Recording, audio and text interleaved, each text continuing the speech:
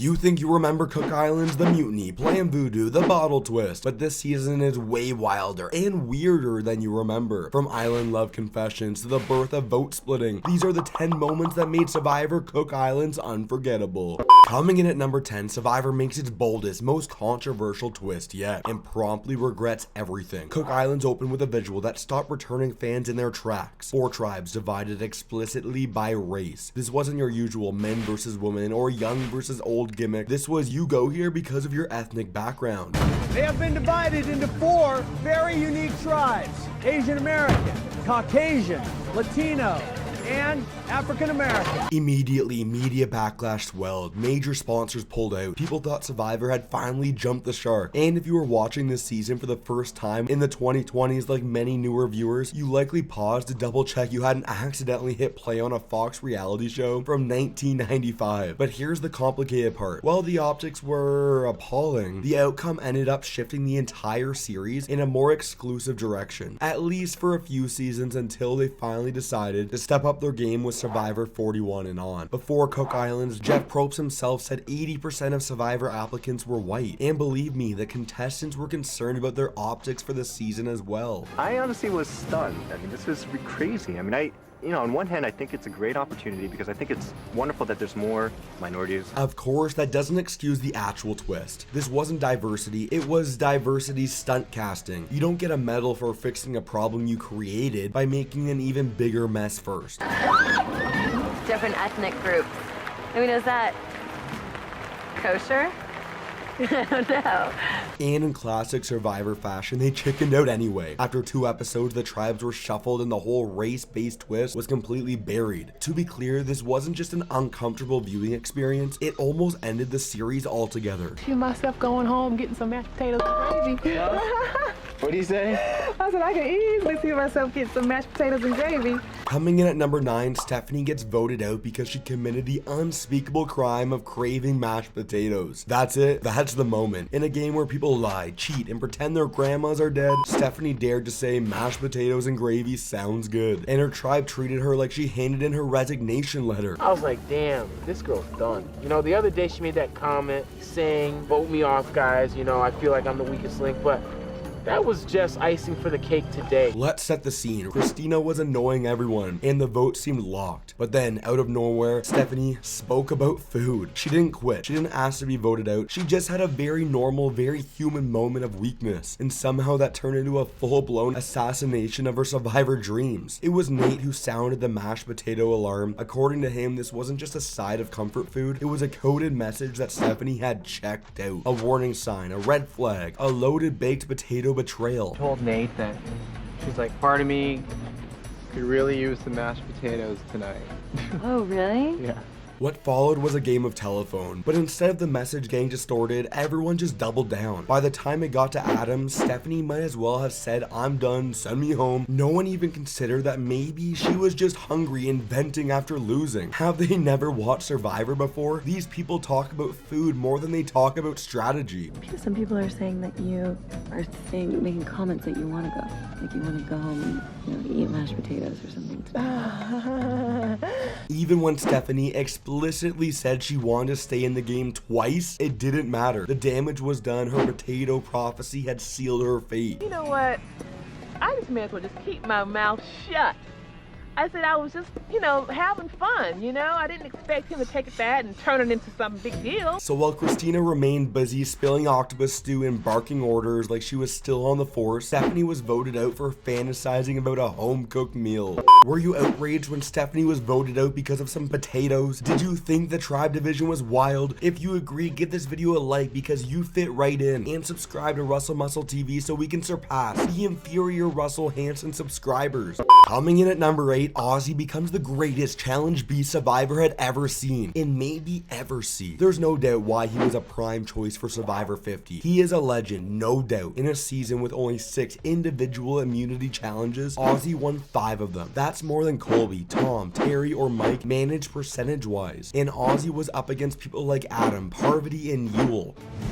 Ozzy proved unstoppable in the individual challenges. Ozzy! Ozzy wins immunity. and kept himself safe with the immunity necklace. He didn't just win, he dominated. Climbed, balanced, dove, swam. Ozzy made every obstacle course look like a playground. And with the only challenge he didn't win allegedly thrown, it's entirely possible he could have swept the post-merge. They say Cook Islands brought us the final 3 to fix the Terry problem. He answers the question, what would happen if a challenge beast wasn't as much of a cocky asshole as Terry and actually made it to the final vote. Sundra is in the water. Ozzy wins the final immunity. Ozzy carried himself to day 39 without breaking a sweat. And now leave a comment down below if you're excited to see Ozzy return for Survivor 50.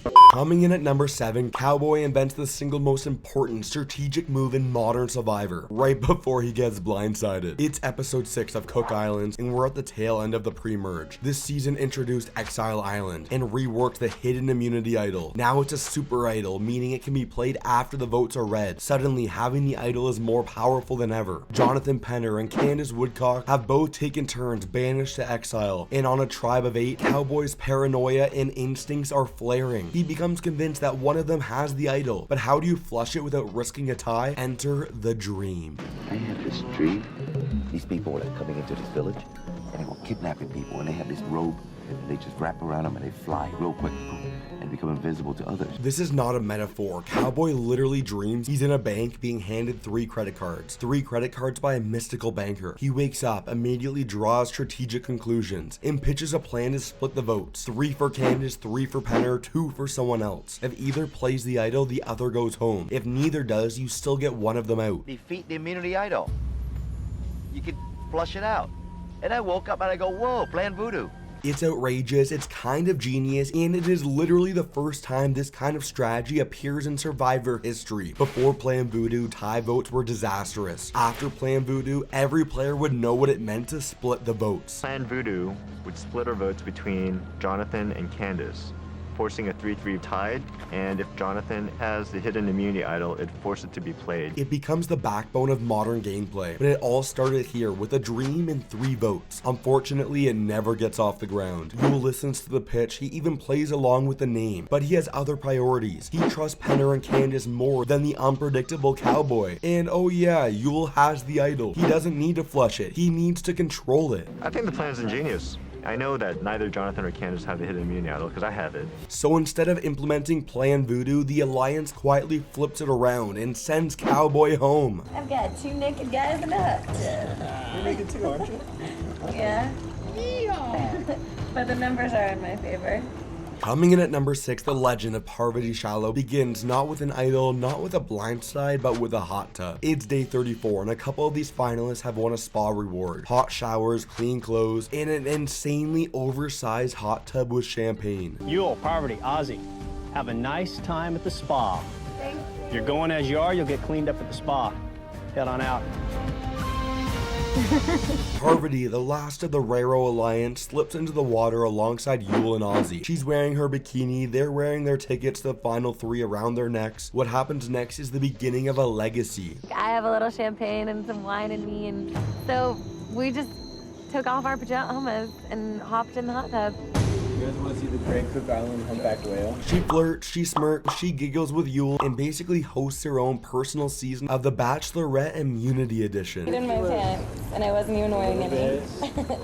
I don't know if Parvati is flirting with Ozzy only because she's hoping that there might be some strategic option there. Yul is visibly uncomfortable. Ozzy is visibly into the flirting. Parvati is completely in control, even just for a moment. She doesn't have numbers or power or a plan, but what she does have is weaponized charm. It's the moment Survivor fans look back on and go, oh, this is her angle. I've got 2 naked guys in a hut. You're making 2, aren't you?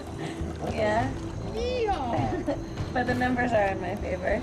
She'll return 4 more times. She'll win once. She'll play the flirt card harder, smarter, and more strategically. But the blueprint, it's right here. In this moment with 2 men, 1 plan, and 1 woman who knows exactly what she's doing. 2, Candice is mutiny. 1, Jonathan mutinies at the last second. That is it. Coming in at number 5 is one of the most jaw-dropping betrayals in Survivor history, the Candice and Jonathan Petter mutiny. After briefly pretending that dividing the tribes by race was a social experiment and not a PR nightmare, Survivor Cook Islands abandoned the concept by episode 3 and mixed the players in the two tribes. If you want to move, step off your mat and join the other tribe. Clock is ticking. By episode 9, the game had stabilized, until Probst offered a 10-second opportunity to mutiny and switch tribes. I'm offering each of you the opportunity to mutiny and join the other tribe. That's when Candice, desperate to reunite with her pre-swap boy toy Adam, stepped off her mat and joined Raro. And Jonathan, perhaps realizing he was on the bottom of Aitu and blindly loyal to Candice, followed a beat later. 2. Candice is mutiny. 1. Jonathan mutinies at the last second. That is it. Just like that, Aitu went from 6 to 4, leaving Ozzy, Yul, Becky, and Sundra to stare down an enemy tribe of 8. Now fully stocked with every white player left in the game, the optics were terrible, the numbers even worse. Yul looked shell-shocked, Ozzy looked furious, and the 4 remaining members of Aitu, they looked like underdogs, and would spend the rest of the game proving just how underestimated they were. Yul, you don't look happy. No, I'm stunned. I thought we had a pretty good game plan, and I'm very surprised. Ozzy, what's your reaction?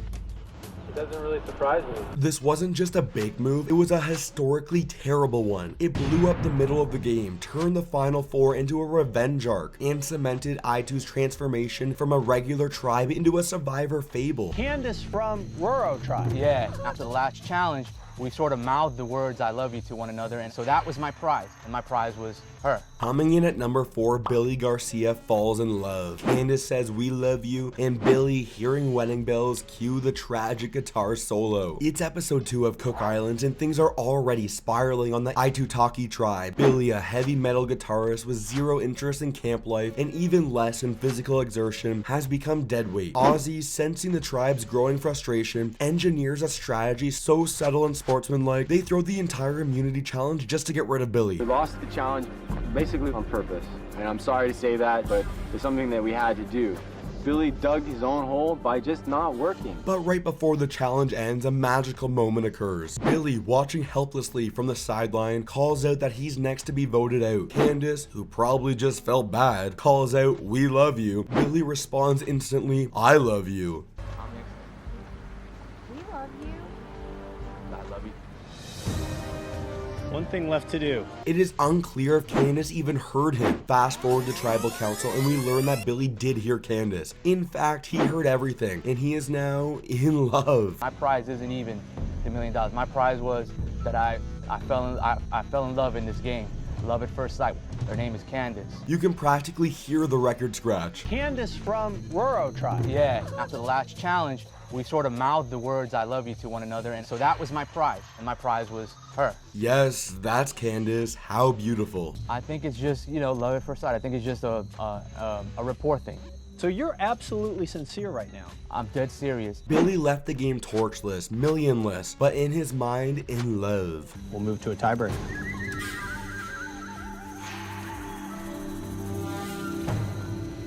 Okay, it is a fire-making challenge. Coming in at number 3, it's the most pathetic, drawn-out, slow-motion collapse Survivor has ever aired. And yes, they aired the whole damn thing. We're at Final 4 of Cook Islands. It's the first season with a Final 3, which means if you make it through this vote, your odds of pleading your case to the jury are 75%. Sundra and Becky, 2 loyal Aitu Four members, tie the vote 2-2. This means it's time for a fire-making tiebreaker. You each have flint and steel in the form of a knife, the same amount of coconut husk and wooden kindling. Jeff lays out the setup. Flint, magnesium, kindling, rope. Pretty standard stuff. Make a fire, burn the rope, win your way into the final 3. Simple, right? Wrong. So wrong.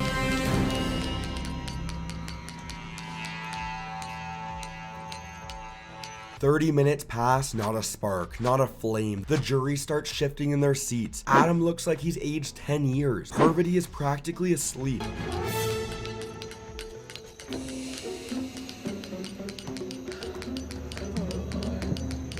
Jeff, in an unprecedented act of desperation, declares we're moving to matches. The humiliation continues. After 38 days out here, you should both know how to make fire.